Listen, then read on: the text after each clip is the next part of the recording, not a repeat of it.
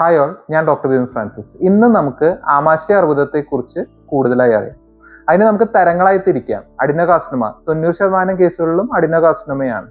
Lymphoma lymphatic ടിഷ്യൂസിൽ നിന്ന് develop ചെയ്യുന്നത്. Gastrointestinal stromal tumour ബന്ധിത ടിഷ്യൂകളിൽ നിന്ന് ഡെവലപ്പ് ചെയ്യുന്നത്. കാർസിനോയിഡ് ട്യൂമർ ഹോർമോൺ ഉൽപ്പാദിപ്പിക്കുന്ന ഗ്രന്ഥികളിൽ നിന്ന് ഡെവലപ്പ് ചെയ്യുന്നത്. റയർ ആയിട്ട് സ്ക്വാമസ് സെൽ ക്യാൻസർ. ആമാശയ അർബുദം ആരംഭഘട്ടത്തിൽ കണ്ടെത്താൻ ബുദ്ധിമുട്ടാണ്. പലപ്പോഴും രോഗികൾ വ്യക്തമല്ലാത്ത കാരണങ്ങളായിട്ടാണ് ക്ലിനിക്കിൽ പ്രസന്റ് ചെയ്യുന്നത്.